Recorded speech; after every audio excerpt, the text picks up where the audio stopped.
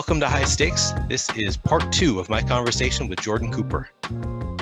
All right, so I've kind of axed the GTO versus exploitative question that I used to ask, but I've been trying to bring in other questions to kind of get at your thought process in playing DFS, your approach to DFS. And these questions, my next couple of questions are going to be pretty obvious to anybody who knows you. They're very simple questions for anybody who knows anything about you, but maybe people who don't know you as well. These will be kind of new questions, and maybe not even, because we've been talking about a lot of this stuff already. But I'll just start with, how much does ownership play a role in creating your lineups? Immensely. I don't think I have to answer more than that. I mean, it's like I'd rather have the R square. I'd rather have obviously, I'd much rather have the actual outcomes. So I've said this before. I'd rather have more accurate ownership than accurate projections. But I don't mean accurate projections as in what's actually going to happen. If I knew exactly what was going to happen, I'd rather have that. Yeah. What I mean is that the accuracy of the range of outcomes, which means that the model has the highest R squared for their actual range. Yeah. If it says their mean projection is 32 and their floor and ceiling of this, that over the course of a million games, it would be all of those things, and that would be the median. Like, not actually what's going to happen. But would I rather have the model accuracy on the projection or the model accuracy in the ownership? I'll take the ownership like 10 out of 10 million times. Yep. Obviously, I knew the answer to that. I'm sure most of the audience knows you well enough to know that ownership is kind of the biggest part of your process, but I figured I should ask it just in case anybody doesn't know you as well. Well, also, not only is it the bigger part of my process, that it's I don't use the numbers that you guys have or the sites have. That I adjust the numbers based on what I believe human beings are going to do.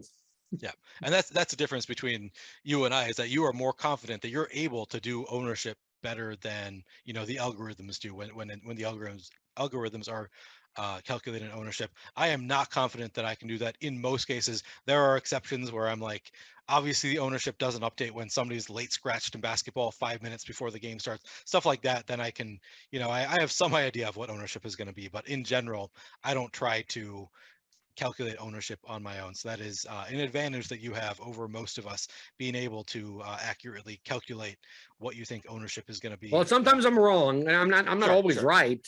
But I mean, in MMA, in the past year or so, my own ownership projections have the highest R squared.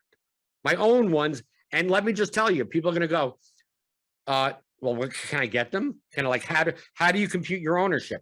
And it is literally not a scientific method at all. I just make sure that they all add up to 600 because they have to. Mm-hmm.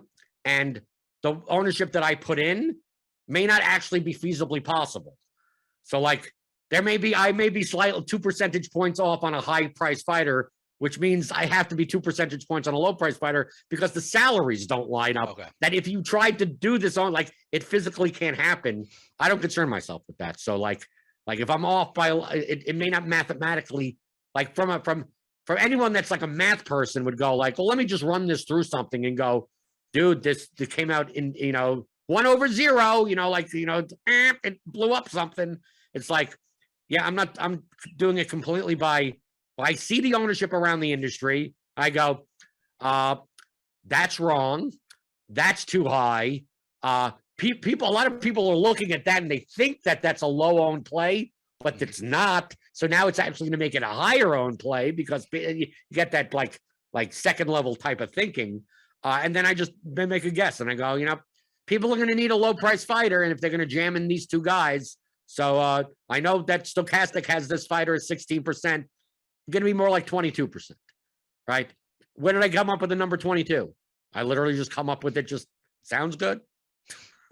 So impossible to reverse engineer. Where you could give people exactly what your ownership projections were, and they wouldn't be able to reverse engineer your process because it's just all in your head. That's my process. You just heard it. Like there's nothing to reverse engineer. All right. Next question. I actually have the listener question from Carry Out Cole, who asked, how do you feel about duplication in a DFS contest? And then I also add my question, which is avoiding being duplicated by other players a big part of your strategy in any DFS contest? Obviously, in small formats, MMA, NFL Showdown, like duplication significantly impacts your expected value. Now, there are cases where lineups that are duplicated have an outsized probability of winning first, that even when they're duplicated 2, 3, 4, 5 times, are worth more than a unique lineup that has almost no shot at winning. So this is what we talk about. Learning the concepts that it's an it depends answer. It's always it depends. So there are certain lineups that are duplicated 5 times that are profitable. There are other lineups that are duplicated 5 times that aren't profitable, right? Because their win probability is lower. There are unique lineups that are awful. Their unique lineups have a high profitability percentage. It all depends on the actual lineup. But I've been experimenting recently on studying the inter lineup duplication, not intra lineup correlation, meaning the correlation in your own lineup, but the correlation between the combination of players in your lineup versus the field's lineups, what they look like. So if people play, like in basketball, we get it all the time, right? We had that Jokic and the 2 4K players. More lineups that are going to have Jokic are going to have the 4K player in it. More like lineups that have 3 7K players are less likely to have a 12K player or a 4K player. Maybe the lineups with 3 7K players only have one of those 2 4K players. So like people to me, this is the type of stuff that Whistles is doing on his end of the spectrum that I'm trying to reverse engineer to hack together in some way, because just in using in baseball, especially with the stacking, with like, okay, everyone's going to play the Dodgers in quarters, and they're going to play these 5 guys. They're going to play those 2 pitchers. These 3 other spots, I don't know what they're going to play. But let's say if I ran different lineups, let's say that the highest projected lineup with those 3 players in it, and then I ran a lineup that took out one of those Dodgers and put in the next highest, like that was just a 4-man stack, right? And then just a 3-man stack. Like start taking out that correlation, replacing it with another stack completely. How often does one lineup beat the other lineup if as each player in your contest has the same type of lineup? So obviously we know that duplication in and of itself of a full lineup is bad, right? So let's take the most extreme example of a 3-man contest. The 3-man contest, if you 2 opponents dupe, like they've just destroyed their EV in this contest. Like unless you played all injured players, like most likely you're a plus EV, that you're positive equity and they're negative equity. Simply, they could have the highest projected lineup. I could have a lineup that's 10 points lower projected, and my lineup's profitable and theirs isn't, because theirs can never win first by itself. It's going to be a $10 3-man, $27 to first, $13.50 each for both of them when they win. But my lineup, right? Let's say I'm the other guy, and let's say I have all of their players, and it's a 1v1. I have a slightly different player, right? So basically, it comes down to, does my player beat out those 2 because they have the same lineup? So if it's player A versus player B twice. So if I see that player A beats player B only 45% of the time, but 45% of the time I beat both lineups at the same time. So, and I get 3x the money. Yeah, take that. When they win, they get 2x the money, and they have to split it. So like if we get that extreme example, and I like learning by using extremes, because especially in math, if the extreme is correct, typically as you scale it, it stays the same, like it's constant. If it applies in one situation, it applies in all situations. So it's like, well, if I'm a 1v1 off, then what happens if I'm a 2v2 off? What happens if I'm a 3v3 off? Now my range of outcomes starts going down. But at what point in which is the not being correlated to the other lineups better compared to the projection? So I've been running little simulations in Excel and looking and downloading my contest data. I'm still gathering data.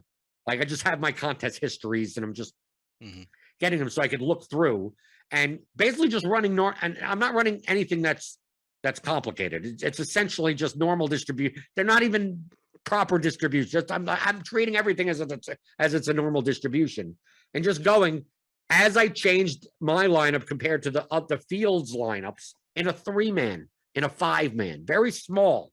Because I know that if this is true here, it's true in the extreme. Because it is true in the extreme. That's the concept of relative value, which I talk about in theory of DFS. Yep. Why getting different in GPPs is profitable, depending on how much projection you're sacrificing for doing so. But what's the extreme scenarios? Well, in these 3-mans and 5-mans, a lot of times the chalk is the chalk. Like in a single entry 200-man contest, a guy that's like 29% owned in the large field is maybe 45% owned. And if that's the case, that means if that guy's owned, this other guy's owned, and these combinations show up very, if you have Jokic and the cheap 4K guard, you most likely have this $6,200 small forward also in your lineup because this small shooting guard you're more likely to have. Like you start to see what the correlation coefficient of the players in other people's lineups. Because remember, everything that I do is kind of based on exploiting the field. So I like studying the field of lineups. And you know how I started doing this? Why? Studying whistles? Is that what you're saying? But your interview with whistles, and I'm like, how could he just win based on using projections and optimization? And then I started going through my head and trying to just rack my brain of like concepts that would apply. Like how does that make sense? And then I start thinking of how I play MMA and go, like, how many combinations are here? How many combinations are there? If you play this high price fighter, you're probably playing the underdog here. I'm going, wait a minute. And then I looked at some past MMA contests, especially in contests where someone won solo and had a lineup that was like 49-7 that didn't even contain a fighter that was under 15% owned. And I'm like, how the hell did that happen? And then I look and the correlation coefficient of the line, it's just a weird combination that if the only way to get that combination is if you faded that guy and then still played that, like it just was a combination. Like there was a 4-player combination that so many fewer lineups had, even though those 4 fighters were still decently owned. It's just that a lot of lineups had 3 of them. But once you got down to that 4th one, it really dropped the amount of lineups that were there. Then once you get to the 5th one, it dropped it down even more. That you take a look and it's like a 49-7 lineup that's solo. And it's like, well, how did I not get to that lineup? Like that. And because ownership product would say not to play it, right? Ownership some would say not to play it. But that combination just based on the field was just, it's the combination of those players. You see that in NFL Showdown. Yeah. So once I saw that, I'm like, okay, there's something here. There's something here. And now I'm experimenting stuff in like baseball 3-mans to see. I'm trying to look. I'm trying to see how I could quantify it because I'm hacking through stuff. This is stuff that Nerdy Tenor could figure out by running his simulations and whatever. And probably other people can also. Me, I'm just taking concepts and using very simple tools to try to like figure out if the concept, number one, is correct, and then where about is that line. I know I'm not going to be precise on that line, but my entire DFS career has not been about being precise. It's more about being directionally right. So I feel that the fields are weak enough that if I'm directionally right on this, I can now add another lever, if you want to call it. I always use these levers into the arsenal that I think people may have been over. This is like the next step. Like 2015, if you were talking about ownership, people were like, what does ownership matter? Right. And if it's 2022, no one says that. Right. Right. So it's like now we're duplication in Showdown 2018. What does that matter? What do I care? I'm just trying to find the winning lineup. Right now it matters. So like this next thing of like what are how do the combinations like affect your EV? because there's nothing, as far as I know, there's nothing that really shows that anywhere. And how quantifiable is it? And is it marginal? Is it not? It has to, from what I gather, it has to have some effect. I just don't know how much of an effect it has. Right. So one thing that you sort of brought up in it, you just sort of reminded me of a conversation that you had in your latest episode of Theory of DFS with the sports projections guy. He mentioned that part of his EV calculation is not just how many dupes a lineup has, but how many one-offs it has from other lineups that are duplicated. So like if you are one-off from a lineup that is heavily duplicated, that is still a negative thing for your lineup, which, you know, I had never thought about that until I actually had a private conversation with another guy who does projections and makes his projections public and shows, you know, his EV calculations for various lineups. And that's one of his columns, is how many possible one-offs are duplicated from, how many lineups are there that are used that are one-off from this lineup? It's part of his EV calculation as well. And that's something that, I mean, you were just kind of talking about that, how that's an important factor in looking at the EV of lineups. And that's something that, you know, to me, intuitively, in MMA in particular, is not something that I had ever really thought about, because in my mind, well, in MMA, you know, the optimal lineup is going to win all the time. And that's the reason that it matters, is because that's not actually true, because oftentimes, more often than I had thought, the optimal lineup doesn't win in MMA. So that's also a big part of, you know, the equation of, it's not just avoiding duplicates, it's avoiding being one-off from a lineup that's heavily duplicated, is also kind of an important part of keeping your lineups plus EV that I was missing. And that's part of how I turn my MMA lineups from, at least in this one guy's, the guy that I was talking to, turned my lineups from being negative EV to, as a set, slightly positive EV. Still not, you know, not on your level or the better MMA players, but just like that one little factor of, you know, making sure that I'm not one off from a lot of other lineups is one way to make your lineups more positive EV. Is that something that you factor in? I mean, no, it is something that I factor in. I talk about it in the course, theoryofdfs.com. It's in the construction section. I say more, but remember, the course is more for concepts, not for application as much. But so many people, you know, would ask me, it's like, well, I just want to, like, they're playing small field GPPs or something. And they go, oh, well, I don't have to give up that much projection. As long as I'm like, you know, I get slightly different. Instead of playing that guy, I play this guy. I said, if you're going to give up, let's say 3 points in projection, we're just making up a number, right? You give up 3 points in projection. Would you rather give up 3 points in projection by taking the lineup that you believe is the best lineup or whatever, and then replacing one of the guys with a lineup with a player that is just 3 points projected lower than that player, and then that's it? So what is your win condition? Just think logically, right? This is not mathematical or anything. Logically, how do you win this contest? You need two things to happen. You need all the chalk, pretty much all the chalk to go off. Yep. Right? You need all the chalk to go off, and your one differential has to be better than everyone else. Right? So you're riding and dying on that one guy, right? If that one guy doesn't work out for you, that's the difference between you coming in first or coming in 700th place, because there's so many more combinations of the 7 other basketball players that you have in that lineup. Right? So that's a 1v1. Now, what happens if you could still sacrifice 3 points in projection, but you're now a 4v4? So instead of taking one guy out for a guy that's 3 points lower projection, you're taking 4 guys out that all have a 0.75 lower projection. So the lineup as a whole still has the same exact projection that you had for the other lineup, but now you're four people different. Think of the win condition. Okay, if all the chalk hits, you lose, right? Because most likely you only have half of the chalk, right? So essentially you have half of the chalk and half different. So if all the chalk hits, you're dead, right? But the winning score is 435, and good luck having that one guy that had 70 points. There's you're going to see so many people trying to compete for that first place spot.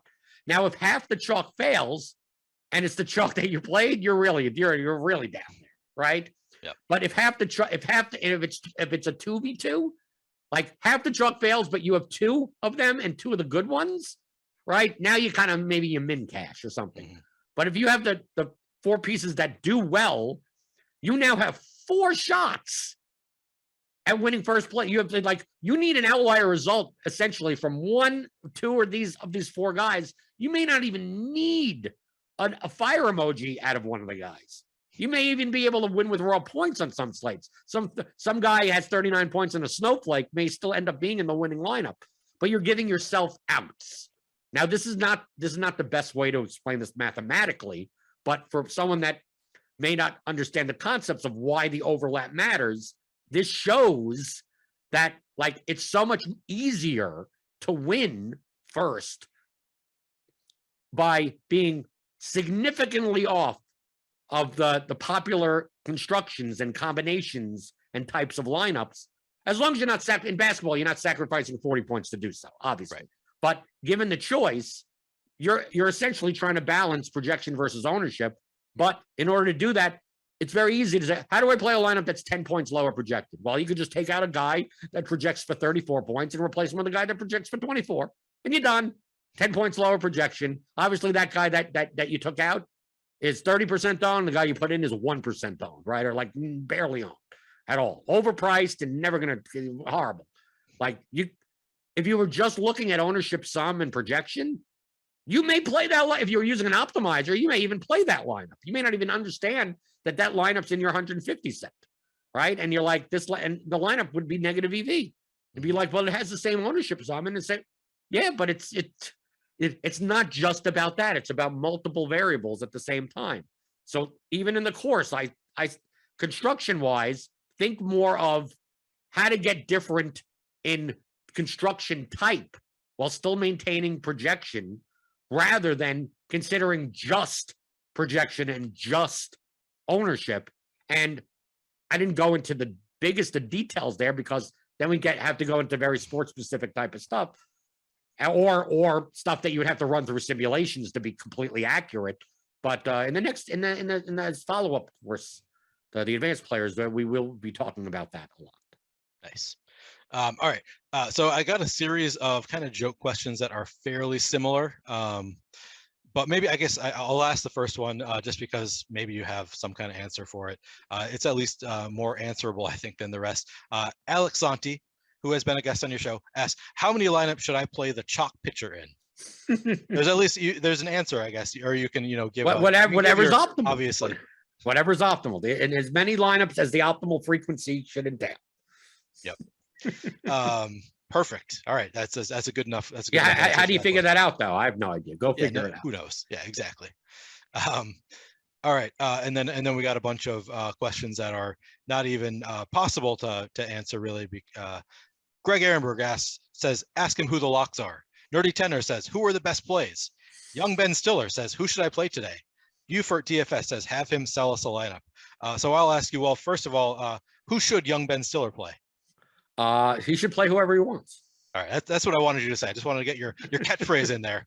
Why do you think all of these people landed on this same joke question for you? Because that's what I say all the time. Play whoever you want. But the people don't understand that's not me being I'll play whoever you want. Like I'm trying to get rid of you. It's that on most slates, if you were as a decision tree, like if you think linearly, I'm not saying you should be thinking linearly, but if you think linearly and you go, today in baseball, I want to play Vlad Guerrero. Well, he's fine. Now, once you decide I'm playing Vlad Guerrero, well, depending on the contest you're in and whatever, the rest of you, you're more likely to play other Blue Jays, right? Because you're playing baseball and you're going to correlate, unless you want to play him as a one-off. Well, he's also expensive, right? So that means you probably have to play a cheap second baseman. So it's you could start from any player in the player pool, essentially, right?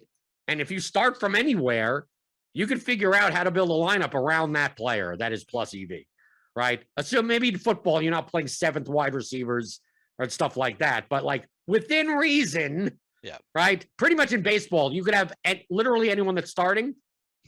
Yeah. You play any batter or even any pitcher, no matter what their price or whatever projection or anything like that. You want to play the ninth hitter of some team that's horrible, and that's $2,500, and well, stack that team, play him as a one.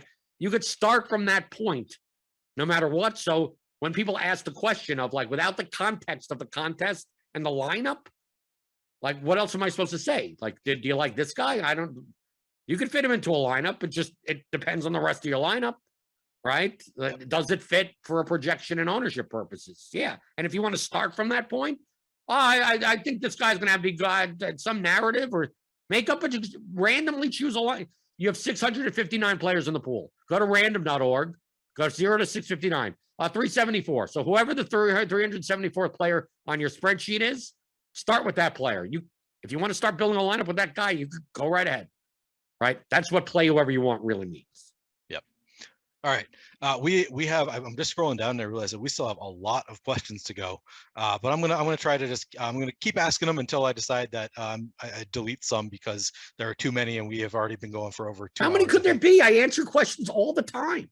Yeah, but I mean, people have unique questions, and I don't know that you don't ask for questions on Twitter usually, so maybe that's why I do it on my shows every morning. I'm in Discords. I answer everything. I answer emails. Nevertheless, we got a lot of questions here. All right, Alex K says, in a 20 max MMA GPP with no cancellations, where every fight combines for 16.2K salary, how many lineups should my highest owned fighter be in, and how many total fighters should I use? Then he says, same question said with more flexibility. Should more than one fighter be in all my 20 lineups? If so, how many? Again, regular slate, no cancellations, 16.2K salary for every fight. I'm assuming that's a joke question. I think it was a serious question. If it's a serious question, then you're asking that it depends. I mean, like these are the magic button questions. How many should I have? Like, to me, those are the ones that I don't like the most. Every lineup is independent of one another. Feel free to when people say how many, I have 20 lineups. Should I play the guy into all 20 lineups? It's like, what's your risk tolerance? Are all 20 lineups plus EV? Yes. Okay, so play him. Say, but what happens if that guy loses? Well, then you lose all your money, right? If that guy does well, all of your lineups do well. So like that's a diversification question. Are your individual lineups plus EV is a more important question than how many of something that you play. Because it doesn't matter how many of anything that I get this all the time, Neil. And I do coaching calls as part of another site. And they'll show me their exposures. And I go, well, I was 4 times the field of this guy. I was 4 times the field of that guy. I was way under than the guy that busted, and I lost like 60% of my money. Like, how is that possible? And I look at their lineups and I go, yeah, because your lineups are horrible. He said, yeah, but I was 60% on a 20% guy that put up that many points. I said, yeah, and he just so happened to be in your 40% guy that did horrible. He was in all of those lineups, right? So it's like your guy that was hit the ceiling, like all of those lineups had a guy that got a 0 or something. Like that's your fault. Yeah. Like that's not. Yeah, but I had more of him, and like you're why are you describing things as exposures? Why are you describing things like that? Said that's a representation of your portfolio, but not necessarily a representation of your lineups. Now, good players, I could decipher what they're doing by looking at exposures because I know they're building plus EV lineups, and I also know how certain people diversify more than other people, right? If you go through and study in what Lineup Rewind or other places, or download it yourself and do it. So like, that's why I said this is a joke question, because like there's no right answer. Like the lowest owned fighter on the slate, like the biggest underdog that's God knows that wins 4% of the time, that's 3% owned, you could have an whole 20-year lineup. And there is an instance of 3 out of 100 times that he wins, and he's under-owned, and you have 100 combinations of that time. You're giving yourself a lot of shots of winning in that spot. But if he doesn't win tomorrow or whatever, all your lineups are pretty much dead. So it's like, so that's it. So do you want to take the risk? Well, should I play him in 50% of your line? Like that isn't the questions you should be asking. It's like, are those lineups individually plus EV? Now it matters of how many of those can you build? And on most slates, you could build tons of them, more than the 150 by far. So that once you could build 1, you could build 5, you could build 10, you could build 50, you could build 300, you could build 3,000. And now you're at 3,000. And you're like, well, I'm only going to play 20. Well, now it's just choose. How much risk, just like stocks, how many of one thing do you want? Right? There's these high variance outcomes. There's the low variance outcomes. Depending on how much you're risking in your bankroll, the more you're playing of your bankroll percentage-wise, you probably want to diversify more, or your risk of ruin starts going up, right? If you're playing much less of your bankroll, kind of like what I do, I don't mind taking on a bit more risk on a slate, because if I'm playing 0.5% of my bankroll, it ain't that big of a deal if I go, I'll play 70% of this guy, because I think that I have way much of an edge in this spot, and that's what I choose to do. And when I lose, oh well, minus 95% on the slate, but it's only 0.5% of my bankroll, rather than some people that play 7 to 10% of their bankroll. It's like, I think diversification matters a lot more to you, but that is the variable that you should be concerned yourself when it comes to how many of something you should be playing. But the first thing is to make sure the lineups individually are plus EV, that you're not playing, in my 20 lineups, 10 of my lineups are duped 40 plus times. Well, then it doesn't matter how many of anything you have anymore. No, these lineups are hard. Yep.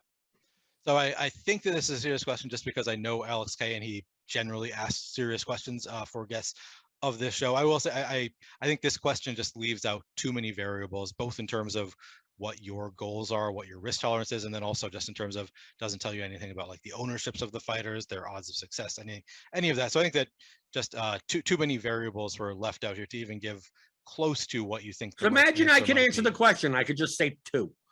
Like that doesn't exist. Like that there's no such answer in DFS. That I joke around. I say if I could answer the question with a yes or a no or an actual number, it's a stupid question. There aren't many questions in DFS that you can answer with a definitive yes, a definitive no, or an exact number. Yep. It's always more likely, less likely, around this, around that. But if someone could just say 2, then there's no this. That's why I said to me that's a bad question. Fair. Let me take a minute away from this conversation with Jordan Cooper to remind you to give us a like and subscribe so you can keep up with all of our shows, DFS offers, giveaways, and much more. Once you subscribe, hit that notification button to get alerts when our shows go live. Be sure to also check out our monthly podcast giveaway. Just subscribe to our podcast channel and leave a 5-star review with your Stokastic username or Twitter handle to be entered to win a free month of Stokastic Plus Platinum. All right, well, then we will move on to the next question from Mark Kiefer, who says, something that I would love to hear your take on, since you are a self-proclaimed nit. Often the type of question I am going to ask, you will respond by saying it depends on risk tolerance, goals, etc. And obviously, you don't know all of those. But then he poses a hypothetical. Say you know what you currently know now, and you aren't limited on any sites. If you were constrained to $100 a month of depositing, what strategy would you take to build up your bankroll? I think the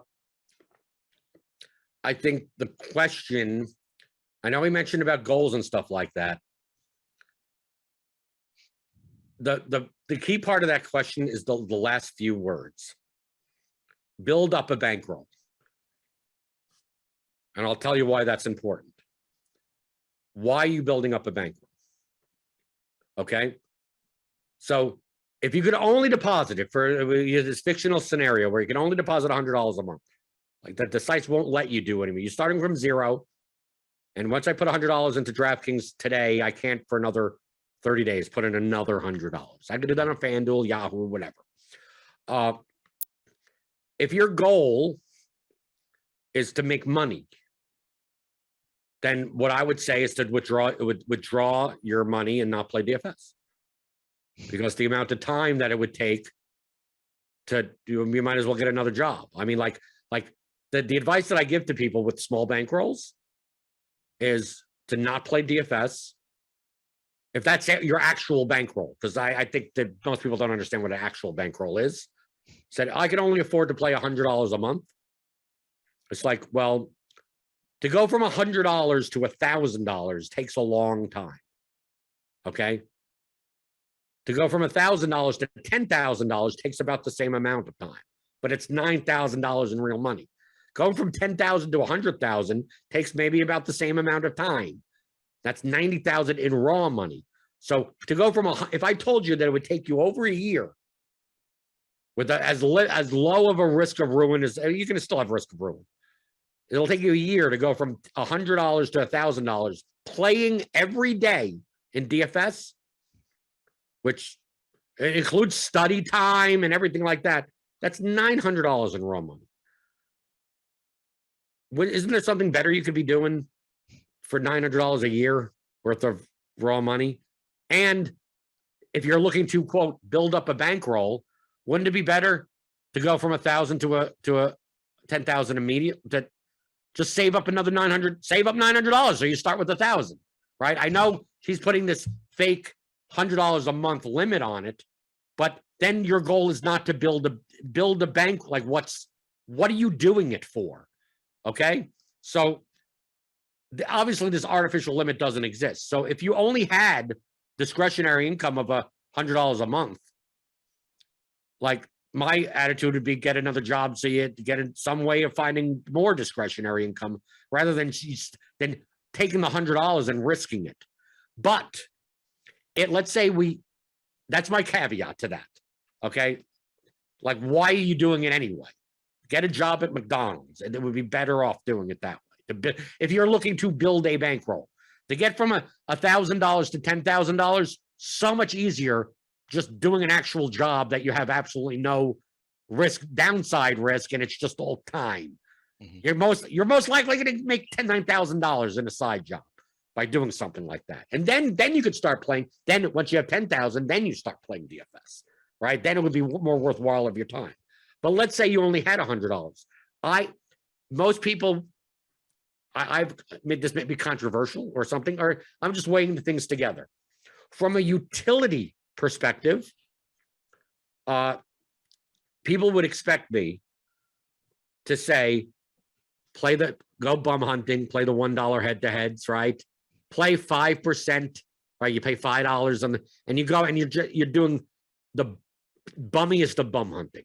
Right? Really just finding slates, playing $1 here, $1 there, finding no badger head-to-heads, and just using a site's projections or something like that, just playing the optimal and just trying to find the worst of the worst at the $1 level and then go from there. But even the worst of the worst of the $1 level, you're probably still only a 70% favorite over or something like that. So like you're going to be, really, really grinding.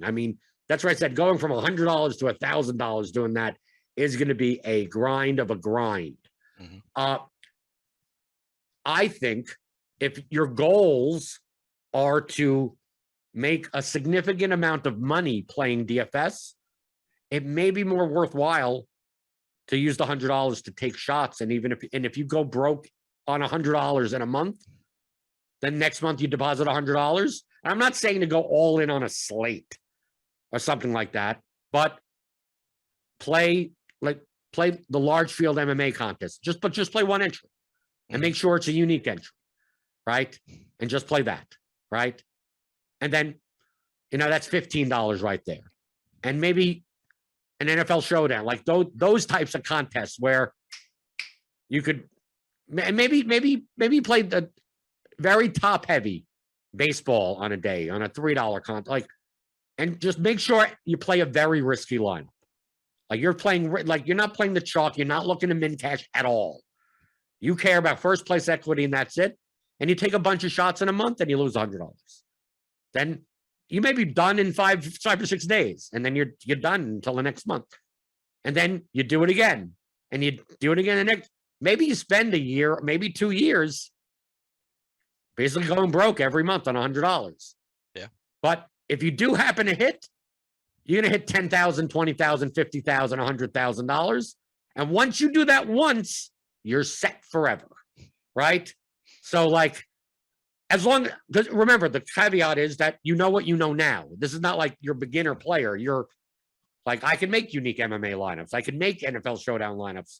Like, as a nit, you would go, oh, just grind out the $100. I said, I think from a utility perspective, that the time invested into grinding out dollar contests for for a 17% ROI at best, and maybe 8 to 10% on really bad players. Like, is it even worth the time to do rather than just play high variance lineups in the contests that have the most dead money in them? And YOLO, hopefully these are all very high plus EV lineups, and hope that, you know, the main event fails in MMA and you have that 8% owned fighter that against the other guy that's 58% owned, and you just played that one lineup and it's like, oh, solo 100,000. And now you never have that problem ever again. Now you have $100,000 bank for it. Now you don't have to deposit $100 into the sites anymore. Do you think, Neil, do you think it's weird for me to say that? Or do you think that maybe I have a point? I'm not even sure what the right answer is. But to me, if you have $100 to spend, I think that there's more value if you're paying your bills and you're happy with the rest of your life, that grinding out $20 a month on $100 and bum hunting and spending all that time doing that, it's just not worth the time for what the reward is. It's like, yes, I'm going to do this and then move up, and maybe 12 years from now I have $100,000, rather than, yeah, maybe I do this and maybe by the end of the year I either I'm out $1,200 or I got a whole ton of money, right? That it may be from a utility perspective you could afford it. Why not go for that, especially if you know you have an edge?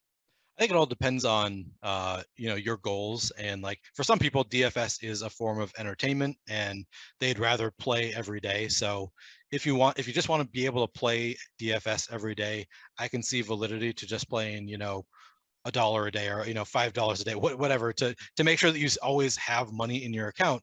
If what you want to do is play DFS every day, and maybe there's utility there in learning how to play if you play every day to see how other people are playing and to get better over time. There might be utility in playing like the mini max or something like that as a way to build up your bankroll. But I agree that probably what you are suggesting is what I would do as somebody who just likes to play the higher variance style and would get bored just maxing out playing double ups every day. So yeah, we could sim this out. I mean, this is something that could be solved. Like if you could define your edge in, like, let's say head-to-heads, in $1 head-to-heads, and you played 5% of your bankroll a day in $1 head-to-head, doesn't matter what the sport is or anything. And let's say you say that you're even a 60, on average, a 62% favorite, which is just big. So maybe you're not even bum hunt, like, because to get 5 of them, you're probably not going to find 5 people that you're 70% favorite over. So let's just say 62%. And let's say you spend $5 and you play 5 $1 head-to-heads every day. And then we could take an NFL showdown or MMA or something like that, and we define the edge of your one lineup, like a $115 lineup or something like that.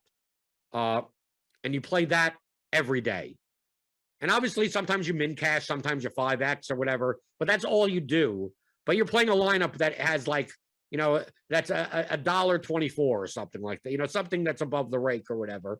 And then you simulate that out, but you only have $100 in your bankroll. It's like, what is the average amount of time that you bank that you, let's say you gain $1,000, even just $1,000, like, because sometimes maybe you'll come in 10th place. You'll get $800 or something, and now that puts your your bankroll up to 1,000, and we call that a win, right? So it doesn't have to be 50,000, but just to get to 1,000. How long will it take you to get to $1,000 with the grind? And then how often? And obviously, you go broke way less doing that. Yep. You go broke extremely high doing it the other way. But like, what's the average time for that, and what's the variance of those two things? Those things can be simulated out, assuming that you can actually put like an ROI and add an EV on the things, which you may not have. Yeah, and I mean, I don't know how to calculate my EV. I don't think you know how to calculate your EV. No, and it's impossible. Yeah, I mean, people try with simulations to calculate their EV, but yeah, it's pretty impossible to do. All right. Let's move on. We got a question from Anthony Amico on the theory of DFS, Jordan talked about potentially becoming an edgelord and bringing up his play more on different slates throughout the day. I would be curious to know if he's tried that at all yet and what the results have been. I've not done that yet. I've been focusing more on these MLB 3-mans, 5-man stuff and working out that type of thing. But yeah, I mean, finding edges in places. I mean, that's the key to anything. I mean, like in any game, in any form of life. So like, I don't want to dismiss edges that I know exist just because they don't seem like they're worth the time until I see if they're worth the time. I think that's a better, like I've seen that there are edges and go, I'm not sure if it's worth it. But the suggestion, when we talked about this $100 a month thing, if we don't put this arbitrary limit of like, you can only play $100, the smaller the bankroll that you have, the more important you should be looking for the edges that you can exploit that are big, that may be big in percentage, but less in raw money. Because to a small bankroll, the raw money is a lot more. If you have $1,000 bankroll and you have an edge that, like, I could pretty much automatically make $14 a day doing this one thing over and over again, well, that matters a lot more for $1,000 bankroll than a $100,000 bankroll. So it's like, for me, if you tell me like, yeah, if you just do this one thing in this sport and whatever, and you enter these contests and it's a half an hour worth of work, but your expected return, you probably could get about $100 worth of volume, and you're pretty much going to make $15 expected return, and the risk of ruin is very low. I may look at the 15 raw dollars and go, I don't think it's worth the half an hour to even do, right? But if you have a $500 bankroll, it's extremely valuable for you to do, right? So finding those edges, if it's in tiers, if it's in stake drafts, is it whatever, finding the bad players everywhere, your profitability is going to be more determined by who you're playing against than the skill of your opponent. If you're using tools here at Stokastic or anywhere around the industry, playing someone that doesn't do any of that, you have a massive edge on, especially in smaller contests and head-to-heads, 3-mans, anything like that. That's simply running a lineup that's, a 60+% favorite against them. Like, just find them. And sometimes you're not just finding them at the $1 level. Sometimes you're finding them at the $100 level, right? I'm not saying to take that risk if you only have a $1,000 bankroll or something, but at the low levels, like, go and look, go check out the head-to-head lobby every half an hour and go, is there someone that doesn't have a badge? Most likely, randomly, they're most likely to be worse than you. It doesn't mean they can't win.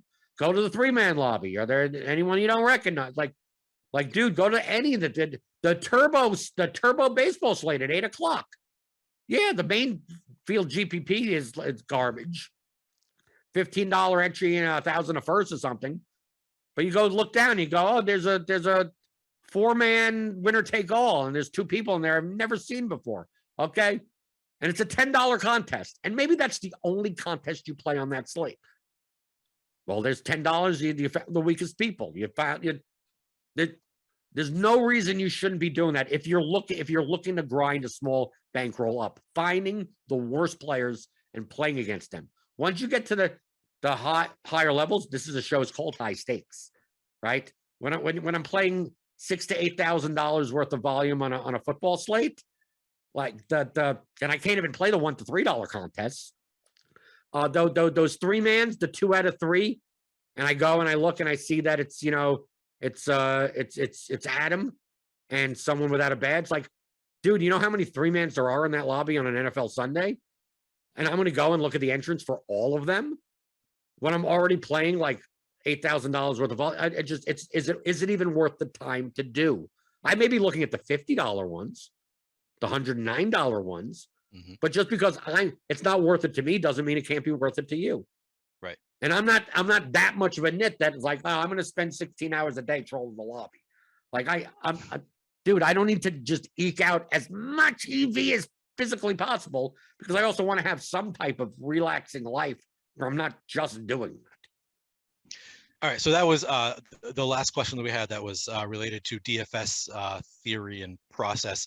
And I hesitate to throw in my own question when we have a bunch of other miscellaneous listener questions remaining, but I'm curious to hear your thoughts on this from a self-evaluation standpoint. If somebody is trying to self-evaluate their own DFS play, what do you believe is the best metric for determining whether you're any good as a DFS player? I have my own. It may not work for other people. Comparing your lineups to sharper players and comparing what you expected them to look like versus what they actually look like. So it comes down to ownership to me. So like if you're in the situation, like this is the bare basics. This is not looking at Roto Tracker or anything like that. If you're going into an NBA slate and you're like, yeah, everyone's going to do this and do that and do this, and I'm going to do this and that, and next thing you know, the guy that you think is 11% owned ends up being 38% owned, and the guy you think is going to be 50% owned is 8% owned, then you're doing something wrong. Like, yeah, everyone's playing. Yeah, oh God, this is a revenge game, and everyone's going to play Jimmy Butler in this spot. Like obviously, you have tools that you could look at and see that most likely that's not going to be the case. I'm not saying ownership projections around the industry are perfect, but they're directionally right. I mean, they're, someone that's projected to be 56% owned doesn't come in at 5%, right? They're going to be one of the most owned players on the slate. But there are plenty of people that they think that, everyone's going to do this. Oh, everyone's going to play that. And then everyone is 8% owned. It's like, well, obviously you were wrong. And if you're going to be that wrong on that thing, how could you be a profitable player? At that point, any result is most likely going to be luck. You may end up on plus EV lineups, but you didn't even intend on them. It just happened that way. So to me, it's like how you expect the field to react versus how they actually do, to me, is a much better indicator, at least for me, on how well that you play, because all of your decisions are based on that. So I have some slate. There are some slates that I'm way off. I remember one basketball slate this past season where I thought one center was going to be like under 10% owned, and I was playing him based on the fact that he was too low owned. Mm-hmm. Came in at 35%, and I don't know. It was a smaller slate. It was like a 5-game slate, and I'm like, why was that? It was primarily because like one source had a higher projection than another source. It was one of those situations where we didn't know. One guy could have actually a 6 minutes a higher projection than another guy. And I'm like, well, I'm going to play him just in case that happens. And it turns out some other industry source was like, nope, we're going to project him for that anyway. And next thing you know, it's 35% owned. But that just means that all the leverage in my lineups is wrong. Yep. Like that's all, like I played him like he's the low owned part of my lineup when he's actually the chalky part of my lineup. And now I'm playing lineups that are too owned and look too much like other lineups. If I would have gotten that decision right, my lineups would have been better.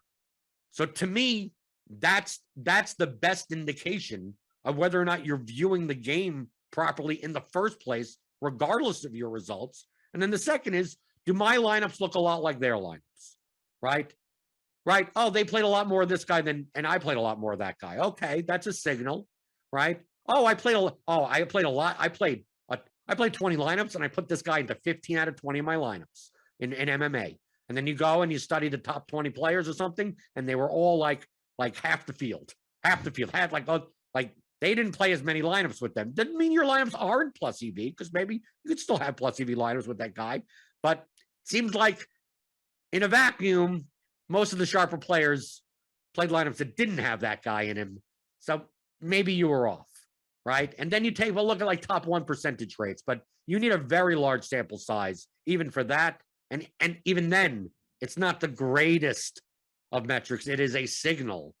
But if you're getting more than like 1.4% of your top 1% finishes, you're typically on the right track compared to your results. So like if you're getting like 1.8, 2.0 in the top 1% and you're and you're negative money, that's a sign that maybe you're getting a little bit unlucky. And if you're like putting in like 0.6% and you won $100,000, that's more of a sign that you may have gotten lucky. Your process produces probably negative EV lineups, and one of them just happened to, you got one that may have been plus EV, and your process in and of itself is probably not fundamentally sound outside of hoping to get the lottery balls to go in the right way. Yep. And this is a metric that you can track on Roto Tracker. The top 1% buckets is something that a lot of pros look at, and I know some also just don't factor it in. Some pros I've talked to don't even look at their Roto Tracker 1% buckets. And I've heard another, I don't know if it was actually on high stakes or a private conversation, but somebody said I actually think the 0.1% is much more informative than the 1%. So it's for a large field contest. That's more for like think in terms of if you're playing primarily small field contests, top 1% is. It's even top 5%. I mean, like if you're playing a 100-man contest, top 1% is winning, right? 500-man contest, top 1% is the top 5. So if you're playing mostly 1,000-man contests, top 1% is top 10. Like that's fine. Yeah. Top 2% even. But if you're playing like contests that are 30,000 entries, top 1% is top 300. Right. And let me just tell you, putting a lineup in 280th place and putting a lineup in 12th place are dramatically different. So maybe it's much better did you come in the top 30 rather than the top 300? So really, it depends on the field size. Yep. And on that note, you shouldn't be comparing yourself to the highest volume players. As I know that like some high stakes players have put out their Roto Trackers before, and it's like that number doesn't look as impressive as I might expect it to be, but that's because they're playing high stakes contests where the top 1% is, as you said, winning, which is very different than the top 1% in a large field contest. Right. If you're playing the Thunderdome with 8 people, like that, what is that with top 1%? That I don't think they track. I think it has to be at least 100 people. Well, you could change the number. I mean, you can change the number. Yeah. The default is 100+ person contest. Yes. Yeah. Let me take a minute away from this conversation with Jordan Cooper to tell you about our sponsor, NOS Advantage. NOS Advantage is bringing you a different way to enjoy DFS with player props contests. It's 100% peer-to-peer to help level the playing field with over 500 player props offered. All new users get a $25 deposit bonus with promo code Awesemo. That's AWESEMO. NOS Advantage has mass entry capability with big prize pools. Beat your friends, not the house. Use our NOS Advantage projections and optimal lineup tool to help you take down big prizes. Download in the App Store or play on nohosadvantage.com. All right, let's move on, though, to some miscellaneous questions. The first miscellaneous question we got is one that I actually was not going to ask you when I first saw it, because I typically don't ask questions if I think they're asked by somebody who is being a jerk. I don't want people to be a jerk to my guests generally, but I thought that you might actually be able to answer this question. And I had somebody in my DMs literally last night was asking me, could you evaluate my process? And he said, I'm actually blocked by Blender. I got tipsy one night and started an argument with him, and he blocked me. And he said, in retrospect, big surprise, he was right, I was wrong, but I'm blocked by Blender. This is a question from somebody else, a different listener. Badger Nation 30 asks, why do you block people whenever someone doesn't agree with you? I don't block people when they don't agree with me. I block people that I don't want to communicate with anymore. And typically that has nothing, and I'll just put it out there. It never, first off, here's the two. I always have explanations for things. One, I'm blocking you because I answer people on Twitter. I get I don't mind notifications. Right. So if someone has mentioned me on Twitter, my phone goes off. Right. If I get a DM on Twitter, on Discord or anything I mention, my phone goes off because I'm typically I can answer it pretty quickly. I have no problem. I don't want to be one of those people where you never hear from them or anything like that. Mm-hmm. But if you're spamming my mention that and not adding anything to a conversation, like I'm just gonna. I don't want those notifications anymore. So the only way for me to do that without turning off all the notifications from anyone else is to block you. And then the number two is that this is the type of person I am. Like I said, I'm an obsessive person, and I don't mind taking the time. If you're annoying me or I think you're an idiot, I will look at your timeline. And if your timeline contains certain things, I will immediately block you. And it has nothing to do with DFS. And I will literally immediately, and you will never be unblocked because it's basically based on your timeline. It is someone that I literally I do not want to talk to or be a part of whatsoever. And is there a way? So I'm just adding this question for the. I think that the guy that was in my DMs is from the first set where it was probably just annoying you. I don't think I actually didn't look at his timeline, but I don't think that he's the second type of person. Is there a way for anybody to get back in your good graces and be unblocked? Is there any mechanism for somebody to prove to you that they are worth? Let me know, who is it? Do you want to disclose it on the? I'll disclose it after. He didn't ask. Well, this you question. disclose and I'll see. And behalf. if it I'll see. All right. Fair a lot of times I've unblocked. I've just gone to my block, like after like a year or something. I'll just go into my I'll just unblock all these people because most likely maybe they don't even follow me. I don't have to worry about it. But once I start seeing notifications, like get out of here. Yeah. All right. I figured you might have a good answer for that, which is why I decided ultimately to ask it, even though I thought it was not necessarily positively intentioned question. I thought it still might be a question that you would have a good answer for. So I'm glad I asked it. But let's move on. Andrew DeCourcy asks, as stand-up comedy makes a mini comeback, would you ever consider dusting off the mic and venturing back onto the stage one more time? Also, do you have any interesting stories from your stand-up days? Thanks for the content and getting me to think differently about my lineups. I don't think I'll do stand-up again. I mean, also, I haven't written material in 6 years or something, 7 years. I mean, I can't do my jokes from 10 years ago. I mean, a lot of them are dated as it is. I mean, I did comedy on the road. I got paid to do comedy, and I did. You have been to a Funny Bone or a Comedy Zone or a whatever the hell, a Zanies. Name your thing in the Midwest or the South. You may have seen me. I'm the guy that went on, but the guy before you went to see, right? I'm typically the guy that did 30 minutes before typically there's the local guy that does 10 minutes, and then there's a guy that does like 25 to 35, and then the guy that's on the poster that does the 60 minutes. And on the Tuesdays and Wednesdays at the bars or whatever, as part of those runs, I would end up doing 45 because they're not going to pay that guy to do a Tuesday in the middle of Oklahoma for 28 people. So like that was me. But it doesn't pay very well. And you're constantly trying to book more gigs. So you're constantly calling people and sending in your avails, and then people forget who you are. The booker changes. It's a pain in the ass.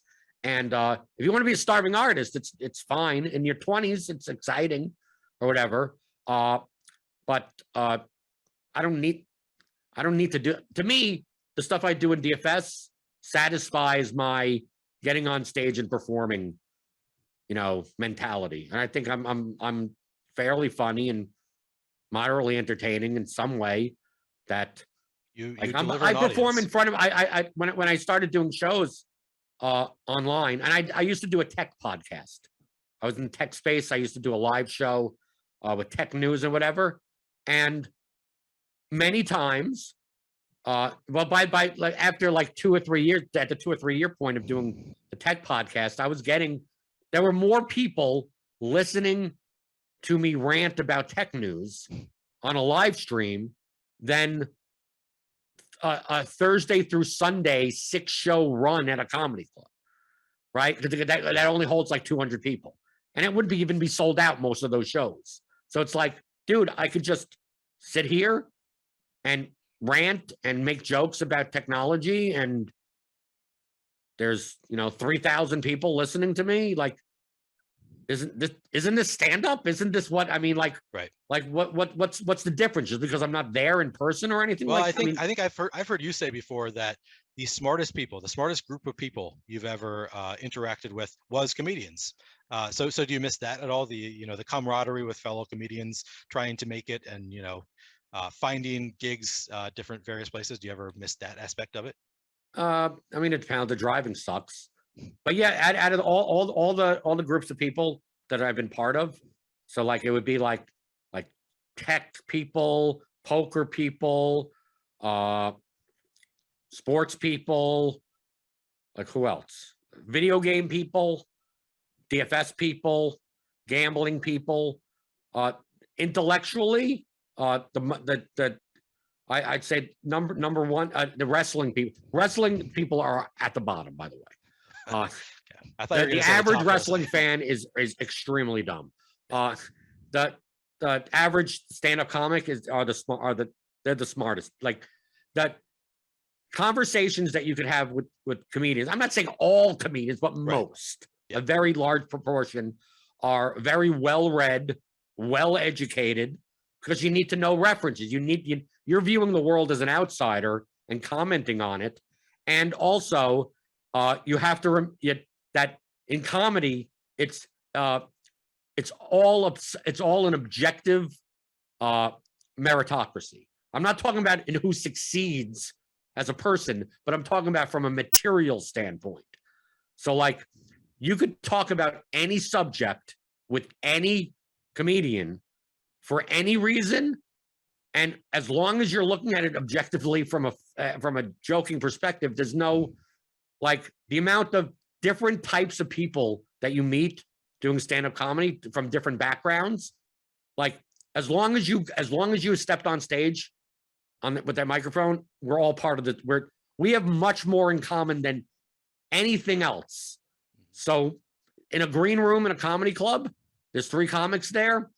Doesn't matter what race, what gender, and for the most part, and it doesn't matter if what one person's political views even doesn't, like, we're first and foremost stand-up comics. Like that's our in-group. Everything else doesn't really matter that much, right? And as long as you're within the stand-up comic realm, feel free to talk about. I've had conversations about philosophy and math, law, that you would never have with anywhere else. I mean, yeah, there are smart people in the DFS space. I mean, me and you talk, and there are plenty of people that have smart conversation, but just in general, that like randomly, like if you just randomly met someone that played daily fantasy sports, what would your conversation be with them? Just someone that just played. That's it. Probably not as intellectual as, but if you talk to a stand-up comic, you're most likely talking to someone that is very either well educated or at least very above average intelligence. Okay. So I mean, I guess you kind of answer whether it sounds like you miss it at least a little bit, but not enough that you're willing to go back to that lifestyle, given to the lifestyle you have now. Do you have any interesting stories that you want to share from those days? I don't really have stories. I mean, like, nothing insane happened. I mean, I've met a lot of famous people I used to be friends with people that are now famous, right? Anyone you want to name drop? No, I've name dropped before. There are people that I've met, there are famous people that I met, because to me, there's a difference, right? There are people that I've met, and I can name a ton of people. I've met Adam Sandler, Chris Rock, Jerry Seinfeld, anyone from Saturday Night Live, and I mean, Bill Burr. I mean, like, you go back to the late 90s and early 2000s, you name a comic or anyone in comedy. I've met Eddie Murphy. But it's the type of thing where they're doing a drop-in at a comedy club and you're in the green room type, like, hey, what's going on? Hey, I'm in the booth at the comic strip, because they have a little booth there with the camera or whatever. And you're sitting there, you're watching the show, and Chris Rock comes in, because there's a little green room in the comic strip, steps on the little step, looks at you and goes, how's the crowd tonight? I go, no, they're pretty good. It's like, yeah, how's it? And like those types of conversations. Yeah. Like, is that knowing someone? No, that's not really knowing someone. There's that. And then people that even today, if you said my name, they'd know who you are. So like, to me, that's the difference. Yeah. Between, so like people that I was like friends with, that if you showed them a picture of me and said Jordan Cooper, they go, oh my God, I remember it. Like someone I haven't talked to in God knows how long. Like I used to hang out with Aziz Ansari, Jim Gaffigan, Judah Friedlander, wow. Jim Florentine. I mean, it basically, you're going back to the late 90s, early 2000s. Amy Schumer, Whitney Cummings, I guess. Also, I mean, it's a lot of games, right? They're basically people that hung out at the comic strip in New York City when in 2000 to 2005 era, where you just hang out and do late night spots, essentially, at the comic strip or the Comedy Cellar. And so there were a lot of nights where on a Tuesday night at the comic strip, because what ended up happening at the comic strip, they did late night spots. So if you were past essentially you were booked there. You would have to audition, and then if they thought you were good enough, you'd call in a voicemail hotline because they do spots, because everyone got like 10 or 15-minute spots. It wasn't the type of club that you just get an hour or something. And they'd book like 10 to 12 comics per night, starting at 8:30. And the show technically would end at like 11:15. But it's a bar, it's a comedy club bar, and it's New York City. So people would come in even at 10:30. So basically the club treated it as long as there are people there, the show goes on because they could sell drinks.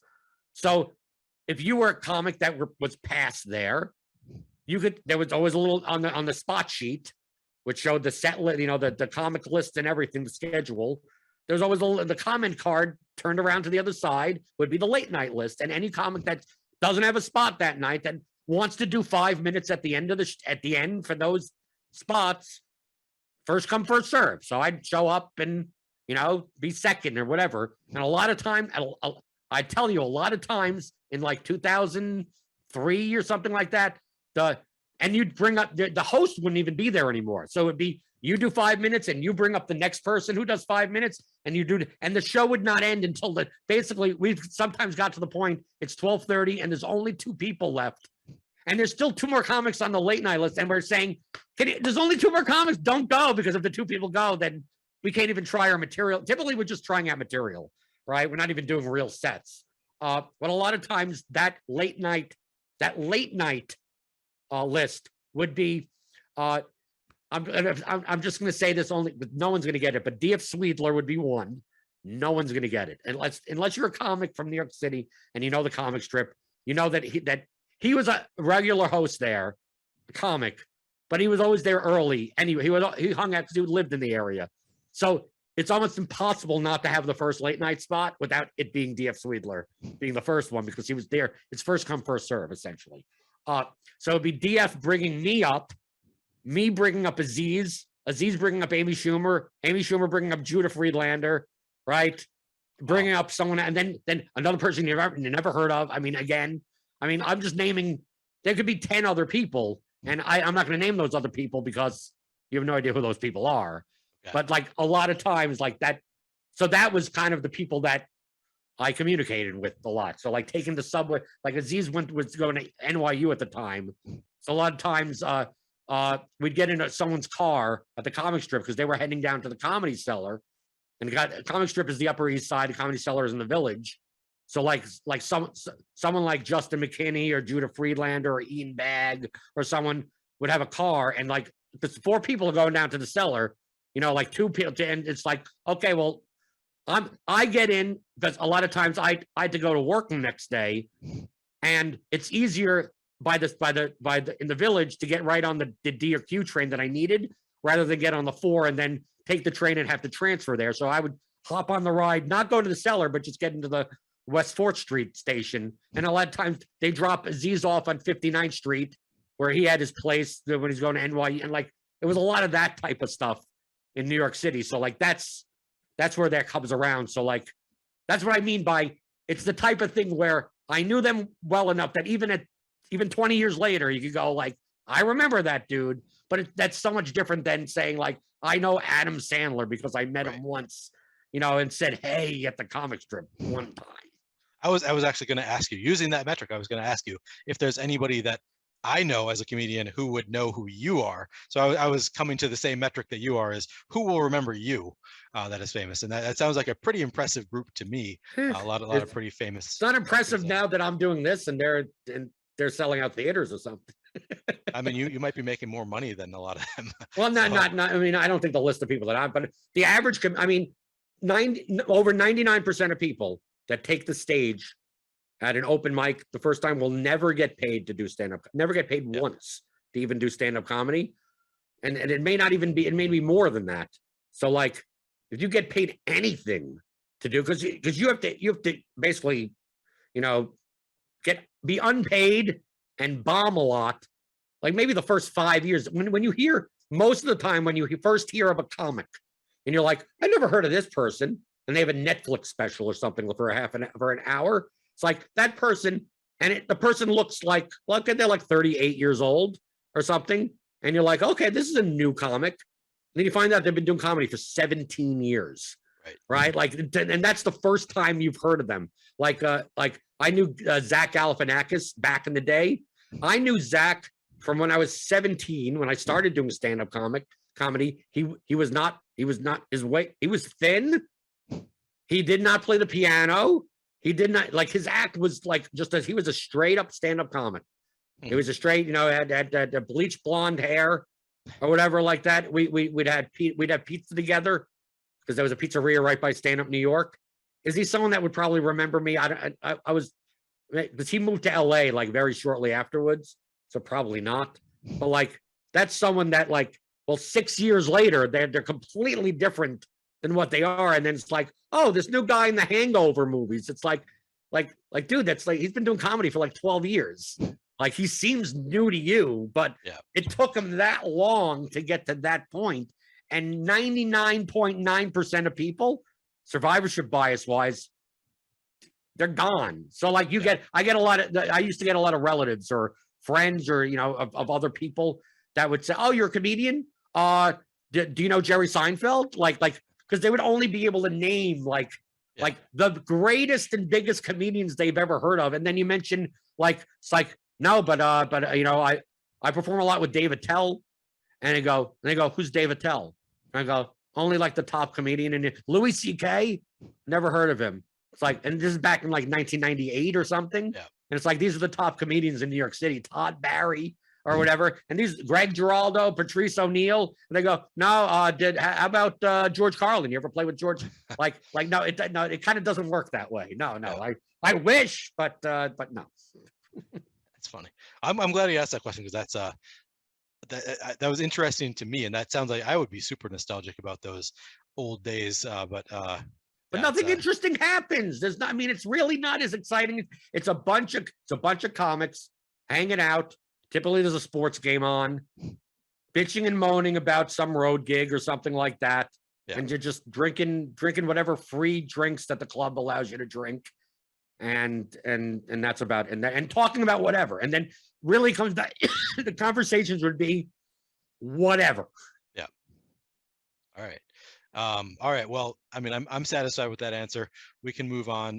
Got a listener question from the Mish who asked, have you ever considered using DK crowns for anything other than contest entries? I don't think so. Okay. I use them as I get them because they can only go down in value. They're not going to. DraftKings ain't going to make the crowns worth more. I mean, come on. That's stupid. And most likely, whatever you're spending the crowns on, there's a markup on anyway, right? A margin on the cost of the item or some. So even if it's like, oh, you spend the crowns on some item and then you sell the item, like you're still 550 crowns equals $1. I'm going to be playing the contest anyway with dollars. Yeah. So why not use the crowns? Because what's the word? I have 1 million crowns and now they're worth 0. I mean, like, or they go down in value. Like, why am I, if I wanted that item from the crown store, the dynasty store or whatever, I could buy it on Amazon. I mean, like, come on. What do I need the crown? They don't do the experiences. I think I wasn't around during that time, maybe before 2015, where you could save them up and then get you could behind the scenes look at the NBA arena with so-and-so coach, like something that you can't buy, right? Then I can understand if you value those types of things, that would be worthwhile. But as of now, is there anything like that? No, yeah. I spend all mine on contest entries. I pretty much use them as I get them too. So I'm in the same boat as you are. One piece of tax advice I got from Peter Kwan, who is my CPA, is that if you are having a winning year, if you're up for the year, it makes sense to save them for the following year because they are taxable. Of course, I have never been able to hold. I forget and just use them and whatever.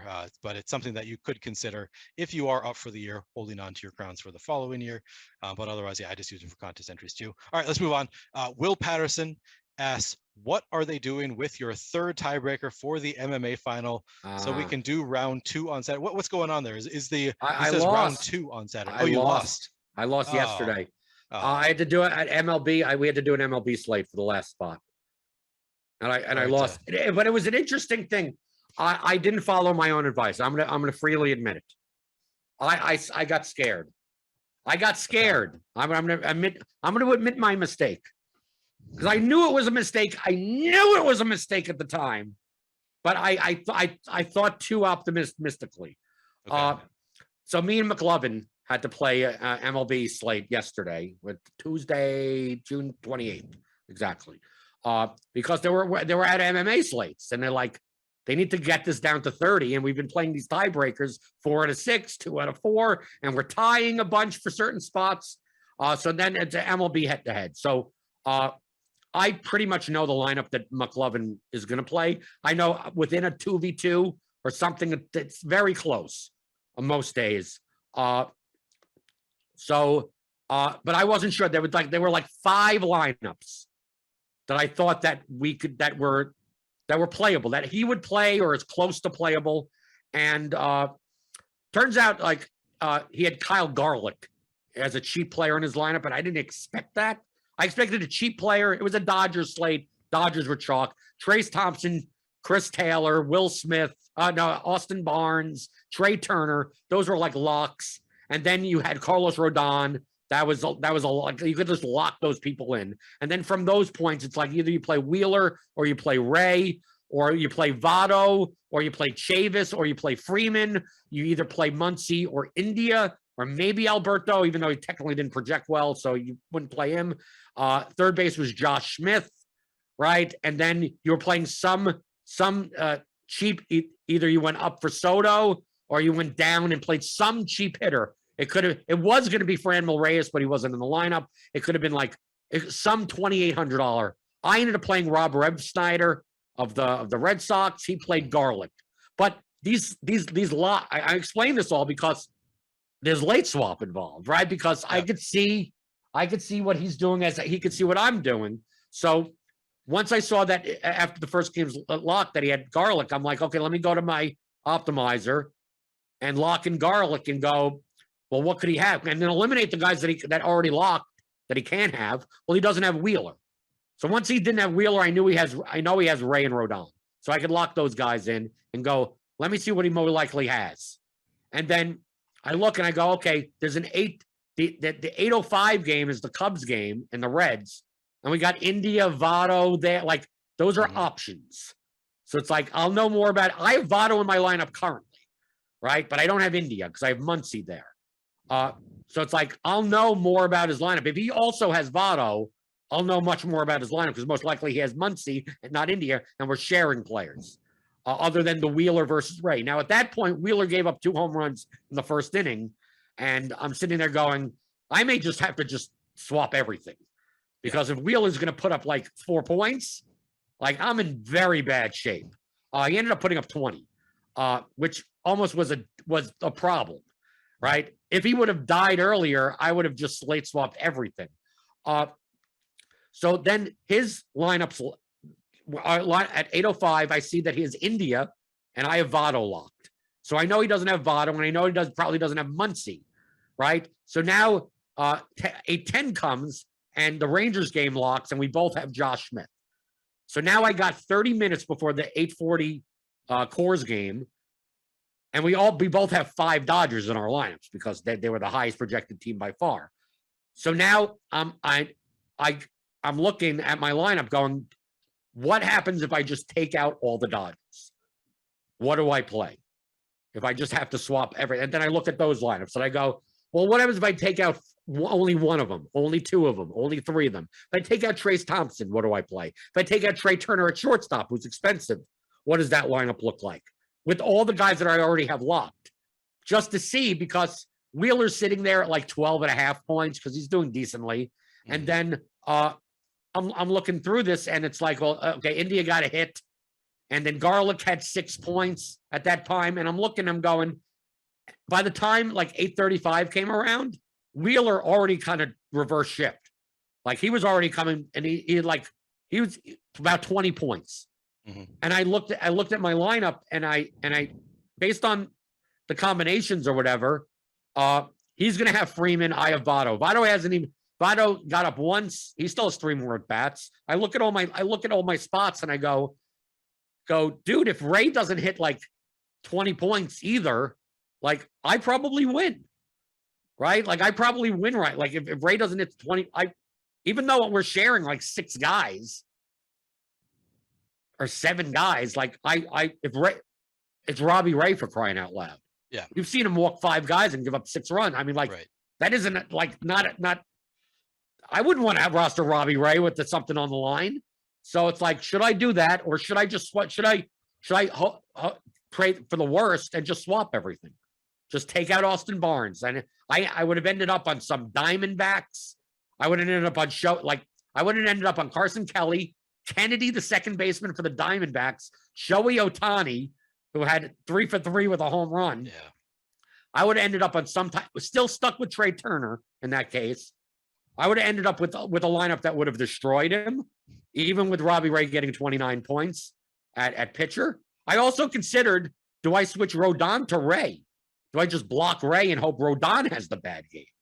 But I thought that Rodon was much higher projected than Ray, and much lower variance. But so 5 minutes to go, I convinced myself that instead of making the swap, I think there's enough. What's the probability of Ray getting hit? Ray only putting up 17. Well, I had his median projection at 17, right? So it's like, it's very easy for Ray to just get 16, 17 points and then just deal with everything in there. I don't mind taking Muncy. He has Freeman in India, and I have Muncy and Votto, and okay, then it's a 2v2, and whatever happens. No, I think I believe. I mean, I've said this before. I believe the best move would have been, when in doubt, swap and get rid of those combinations. When in doubt, just give yourself a chance. You believe that you're down with Wheeler, even at 20 points, because he was way more expensive, $1,300 more, and you think that you're way too low projected in comparison to his lineup based on that. I should have just swapped that. I should have just why am Carson Kelly? I'm like, what am I doing here? Because the fear that you have is, well, what happens if first inning Ray gives up 4 runs?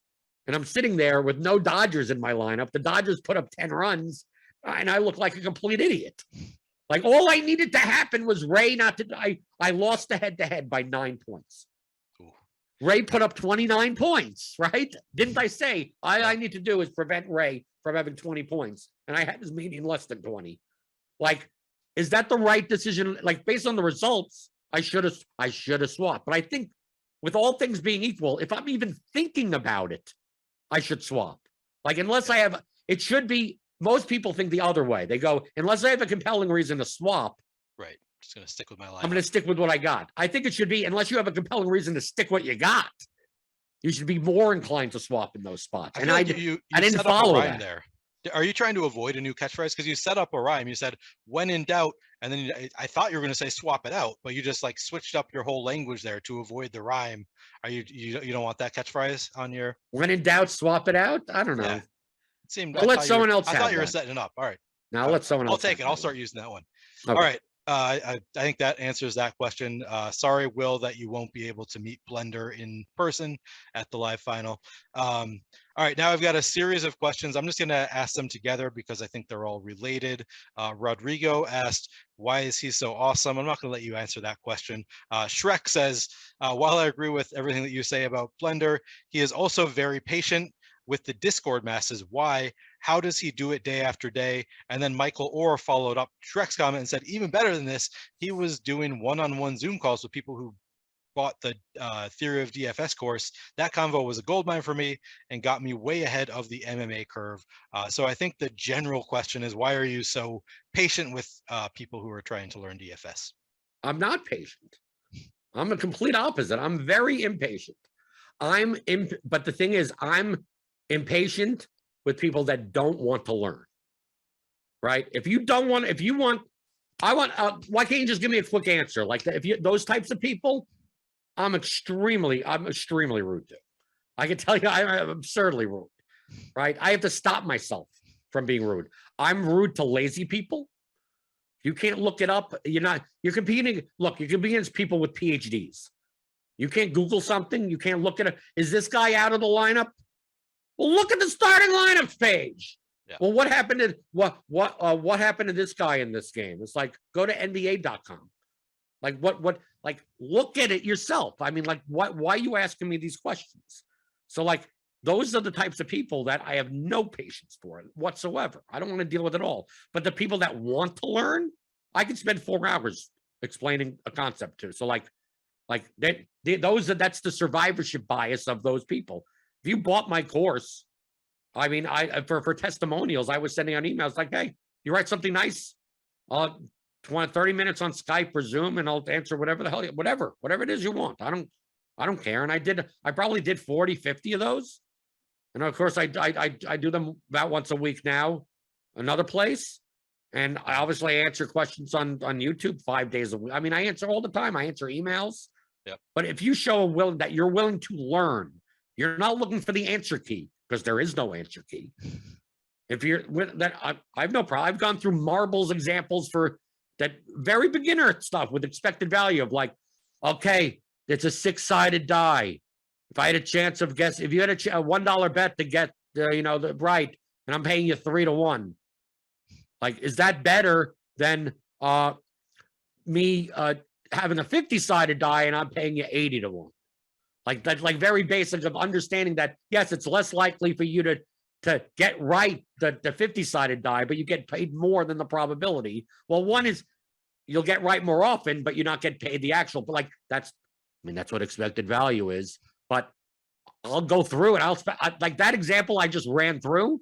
I could take someone through an hour of that. I'm like, okay, how about this and this, and then how about that? And then once you see them piecing stuff together, it's like, okay, now we could move on to things in DFS, because now you've opened up your mind to how to think more about the game. But the types of people where I go through that and they go, why wouldn't I want to play? I'm gonna get the coin flip right half the time.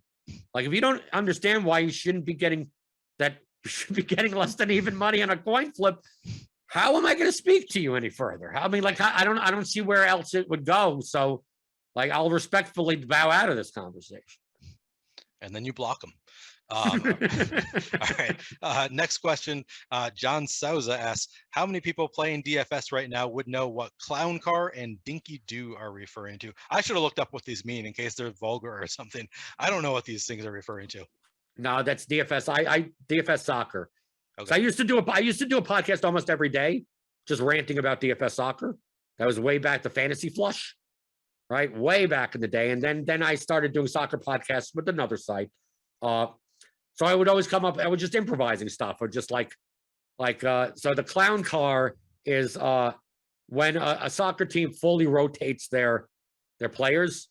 Okay. So like typically they'll have 2 games during the week, and like they'll have a game on Saturday and then have a short turnaround to a Tuesday game. And in one of those games, instead of just rotating like one of the players, they're like, we're putting out like the youth academy and the backup here. So I just joke that they're sending out the clown car, or a bunch of clowns, right? Like, yeah. Like, so you're getting a clown. So that's a DFS soccer term inside of that community. And the dinky do is when you play 2 low-priced forwards in a soccer lineup. So you have to play 2 forwards. And usually the 2 expensive forwards are the ones most likely to score a goal. But if they don't score a goal, they typically don't score very well. So as a floor play, it's like, well, if you do the dinky do, right, the two little $4,500 forwards, you're able to jam in all the midfielders and defenders that you want. So I whatever reason I came up with the dinky do. So those are the only people that would get it. If you play DFS soccer and listen to any of my soccer content from back in the day. Okay. Bro asks, do you care if players collude to enter 300 to 450 lineups in a 150 max contest? If they're bad, not at all. In fact, I want them to. So, like, yes. On an individual basis, the larger the field the contest is, it's not my number one priority, right? It's not like the difference of 150 more lineups that are plus EV that aren't bad lineups from bad players is not making that dramatic of an effect. Now, if there were 80 150 maxers that then all played an extra 150 lineups, then we'd start talking about a problem. Then I'd say yes. When you're adding another 10%, 15% of the entire field as plus EV sharp lineups and anything like that, yes. Then I have a problem with that. But simply someone putting in it doesn't matter as much at all. That's why it's not. It's against the terms of service, so the site should care more about anything. But I come from the perspective when it comes to all the cheating and collusion and everything like that, that who does it affect the most? It typically affects the pros the most, the high stakes play. If you think someone is colluding in $500, $1,000 three-mans or heads and in multi-accounting and everything like that, the people that have the most to complain about are those people, right? And they're pretty visible people, right? You'd hear Alex complaining about it. You'd hear, Steve complaining about it, or Impact, right? If they're not complaining about it, then it's probably not affecting their body. Either one of two things.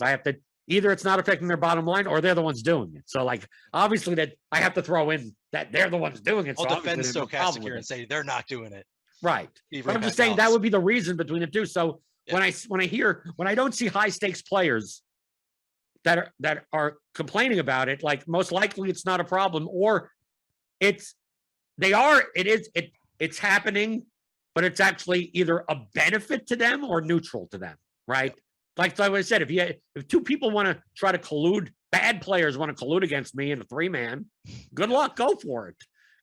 If you're bad, you're probably not going to even know what my lineup is, and the lineups that the two of you play together are probably going to be worse than that anyway. So, like, good luck, play another 150 lineups. I don't care. Yeah. All right. Quiz asks, he stated before that his wife gets home in the morning from work, so why is he constantly yelling "Good morning, grinders" every day while she's trying to rest? Well, she doesn't get home; she works from home. Okay, but she wears like, whatever you're at, night muffs, like not earplugs, but like they're speakers, so it's like headphones. Oh, because she puts like noise canceling. Yeah, no, I don't know. It's more they're soft, but she puts on like nature sounds or whatever, and she also puts on an eye mask. Like, she sleeps better that way. So and also the door to her bedroom is typically closed when she's sleeping, so she doesn't typically hear me. But I mean, she works the third shift, so she works midnight to 8 a.m. 4 days a week, and she does crisis counseling. So if you're in Kentucky and you call the suicide prevention hotline, during those hours, you may be talking to her, right? But she also takes domestic abuse call. I mean, oh wow, no one that it's not a job for someone that, number one, you have to have a lot of patience, and also you have to be willing to listen to a lot of really screwed up situations, and child abuse and domestic violence, and you have to call the police or the fire department, or someone wants to kill themselves, and this person is like, and then also just the normal mental people that are mentally unwell, that have no one else to talk to, so they're just lonely at 3 a.m. and have to talk to someone, and they're not necessarily all that well in the head, so those conversations could go all over the place. So that's what she does. And then and then she goes to sleep a little bit after 8 in the morning, and then I wake up and I yell at people. Is that tough, having such a different schedule? She's working from midnight to 8 a.m. and you're keeping a more regular schedule. Is that well, typically we see each other at night, typically, 8 to midnight, right, type of thing. And she's only working she only works 4 nights a week, so it's not 5. It's so I mean, we see each other enough. And also sometimes she stays up past, sometimes she's like, it's 8 a.m, but she goes out and does stuff or whatever, and she doesn't go to sleep until 2 o'clock in the afternoon. And my show is done at noon, so I mean, like, there's enough time. If she was commuting an hour each, that would be a little bit more time off. Yeah. But for the most part, I mean, she works from home on the computer, on the headset, and that's it. She doesn't. She's not complained that I'm waking her up. All right. So I guess that's the answer. She doesn't complain about it, so it's probably not an issue. And speaking of your wife, I know that she's gotten into professional wrestling with you. Aha Bro asked a question: why do you like professional wrestling? Because they're interesting stories. It's you don't it's a very interesting art form. If you get into the art, if you look past, like the bare basics, the interesting part of telling a story through athletic fake competition in a ring, I consider it closer to ballet in that way, where there's no words or anything, although obviously I mean, it's not high art. I'm not saying it's high art, but it's more similar to that. And it's nowadays in wrestling, and it felt like that even back in the 90s when I watched, because I got back into it when the COVID lockdown, because I didn't watch for like 15 years. Then I had nothing else to do. So I'm like, let me rewatch and see what's happened the past 15 years. And then you get into it again. But you go back even to the late 90s. I don't even know what I was going to say. I mean, just it's more similar to science fiction or fantasy. And if you like superhero movies, Marvel, like it's that, but it's obviously within the constraints of actual reality, right? Of course, you have supernatural being, the Undertaker, like that, but it's because it has to be performed live in a ring. It can't be. No one could disappear, right? So you don't have like superhero characters like that, but it's still told. It's stories of moral tales and good and evil and people switching sides and allegiances and little nuggets here and there. And then a lot of times those turns, those plot twists happen in the middle of a match through action, and that's why the best wrestlers can do it. And it's interesting, and it's like following like a soap opera. And I suppose there's probably some nostalgia factor there for you as well, if you were into it as a kid. I never got into it as a kid, so I've never actually sat down and watched an entire wrestling program. I do have some friends who have gotten super into it in the past several years as well. So maybe COVID got a lot of people more interested in wrestling. It seems like it's kind of had a little bit of a resurgence recently.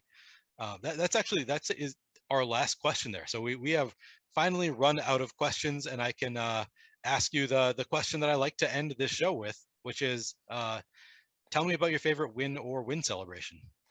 Well, I mean, you know what I do for wins. I mean, the thing that I do is I buy the jersey of the lowest owned player in my lineup. Yeah. So I have Aldrick Robinson, NFL jersey. That was for a showdown win. Then I have T. Higgins. That was a slant win in NFL. Then I have a Jorge Alfaro jersey. And that was for a baseball win. Mm-hmm. And then I have basketball jerseys. I have 3 of them. I have Cole Anthony. That was more recently. I have Wilson Chandler. Oh wow. Yeah, this is how little I don't look at my my jerseys. Sorry, I'm just this is so long that I need to even put in my dummy baseball lineup for today's slate. I don't think that I'm playing this baseball slate. Right. I didn't expect this to go this long, but as long as I have, let's see, can I get this in time? Because I could change after anything anyway. Yeah. Let's save that.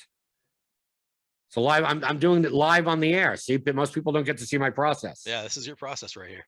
Right. Put in dummy lineups, or just put in as long as a lineup that is valid. Okay, I'm good. Maybe.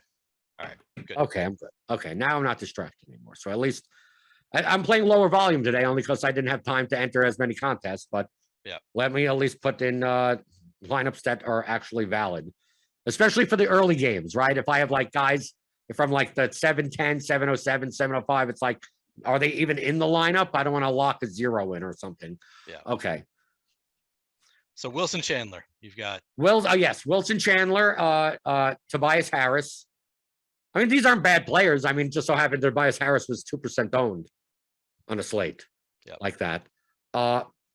Wilson Chandler, I remember having to root the last 90 seconds of a game for a rebound, right? And I got a rebound on a free throw attempt. So once I saw that, it was like, okay, it's 2 free throw attempts, and Wilson Chandler's right in that like post spot, like the easy rebound spot. I'm like, just missed the second one. He missed it. Someone missed the second one or whatever. Okay, I got that. And then the only one that I don't have a jersey because I can't is my MMA 100K plus win, is because they don't have jerseys for UFC fighters. So I just got a signed Jessica Penne gloves. Nice. So, MMA gloves, because like, what am I, like, I can't just get gloves. Like she has no sponsored gloves or like, she was the lowest known fighter. And what can I get? What merchandise is available? Because she's not even a popular fighter, right? So it's not like a signed photo or like this. So I just go on eBay. I just type in Jessica Penne, and it's like, oh, signed from 2016. The Ultimate Fighter, whatever. And there's like 6. It's quantity 6. So obviously she signed. That was like her first UFC appearance on the Ultimate Fighter, and she signed 30 pairs of gloves or something. And there's some dude has 6 of them that aren't really worth much, right? I think I paid $35 or something for it. And I'm like, okay, that commemorates that. I know John Breslin does like baseball cards or like cards for those. That may have been better, right? Because at least you could find that for anything. But yeah, so I have 7 I don't wear these jerseys. Like I said, they're in my closet. I don't even do anything. I originally was going to display, like if I had a bigger office, I would display them almost like as trophies. Mm-hmm. But I don't have enough room, right? I don't have enough like space, and I use a green screen anyway, and whatever. So they're just in the closet. So you need a bigger place for all of your jerseys, and so that your Roomba can make more lineups for you or choose more lineups for you. That's the next step for you in life, is getting a bigger place for the Roomba lineups and for the jerseys. It sounds like. All right, Jordan, people can find you on Twitter at BlenderHD. Anywhere else that people can find you? But they can find me at my house. They can find you. They could literally physically find me. I'm not going to tell you where I live, although you could probably look that up on the internet. Louisville, right? Right. I'm in Louisville, right? So even getting a big house in Louisville isn't that expensive, right? So I could get more lineups in. At BlenderHD on Twitter. If you want to take a look and buy the Theory of DFS,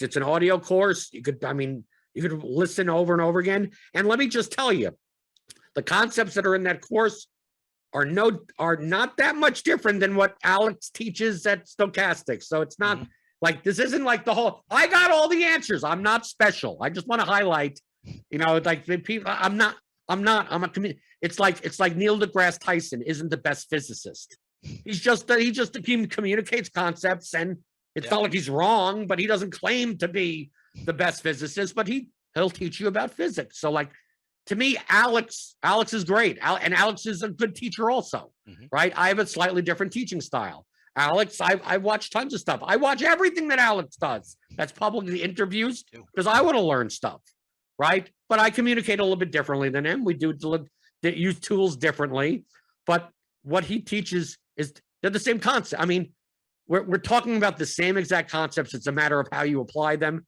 and how you get to that point. And even on your podcast, this is the 20th episode, you've had 19 guests. They all have slightly different approaches, right? But they still all contain these concepts. Even the people that say, I don't use projections. It's like, well, you do project players in your head then. Right. Well, I don't, but that's technically what you're doing. It's like, well, I don't care about ownership. It's like, well, why did you play this guy? Well, because not many people are going to play that guy. Oh, so you are using ownership. It's like, so like all these concepts exist. You can't just say that math doesn't exist anymore. And if you're successful at playing DFS, if you're long-term profitable, you are using these concepts. You may be using them in slightly different ways and doing different things. I'm using 150 lineups. Oh, I'm using exposures. I'm using these tools. I'm using this. I'm coming up with things in the middle of my head and theories, and like it all gets you to the same place. So you could be building great lineups and not even realize you're utilizing these concepts. But let me tell you, it's so much easier to play DFS when you could just say, oh, I'm going to pick up MMA, and within two weeks, you're like, oh, this is like NFL Showdown. So it's like, oh, it maintains these types of concepts from there. Oh, you go to baseball. Oh, correlation matters in baseball, but it doesn't matter that much in basketball. In football, it's in the middle. Like, you can then take these concepts to go anywhere you want, and you play well. And if you notice, like Alex, like a lot of people at Stokastic, they're good at like all the sports. There has to be a reason for it. It's not because they know all the sports. It's not because the computer knows all the sports. It's because they're good at these general concepts. And if you want to learn, if you think that you need a more structured education, 15 hours, like a seminar, theoryofdfs.com, but be more than welcome to watch any and listen to any of my free content, or Alex and everyone, the guys at Stokastic. Adam talks about it. Josh talked that all you guys talk about. Neil, to some extent on every show.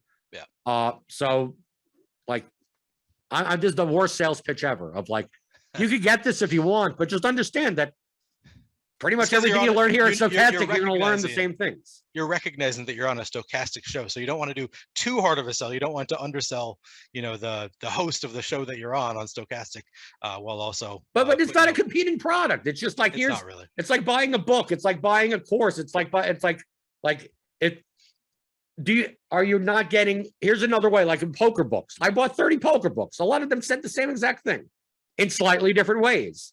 And in certain books, I'm like, oh, now I would read a 2+2 book and go like, I really don't understand why I'm raising here in stud. It makes no sense to me, but based on this thing, it says I should be raising on a 4th street here, but and then in another book, I'll read a stud book that was written by someone completely else, and they'll go through it and they won't even have that example. And then based on that, the way they explain something, we're like, yeah, now I understand why you raised now in that situation, why you raised it, because the way that they explained it to me, now I get the concept better. So like, sure. How much was that book worth? $30? Well, great. $30. I learned something. If I learn one new thing in a poker book, to me, the amount of money I was playing in poker was worth it. So like that to me, that's the selling point. But I'm doing this not as a way to not sell, or to say things that are like, oh, I need to like hype up Stokastic. It's like, no, it's because I respect all you guys. It's like, I wouldn't be able to even make the course without learning stuff from you guys. Sure. So a lot of different people expressing ideas in different ways can be useful. So you can find Jordan's way of expressing it on theoryofdfs.com. You can also find Jordan on Twitter at BlenderHD. Thanks again to Jordan Cooper for joining me on episode 20 of High Stakes, to Mike Lawrence for producing, and to you, the audience, for listening. Due to our busy summer schedules, we've decided that episode 20 is a good place to end season 1 of High Stakes. If you have feedback or guest recommendations for season 2, send me a DM on Twitter at PlayerQDFS. Enjoy your summer, and I look forward to continuing these conversations with guests and the audience in season 2, which will premiere on Friday, August 26th.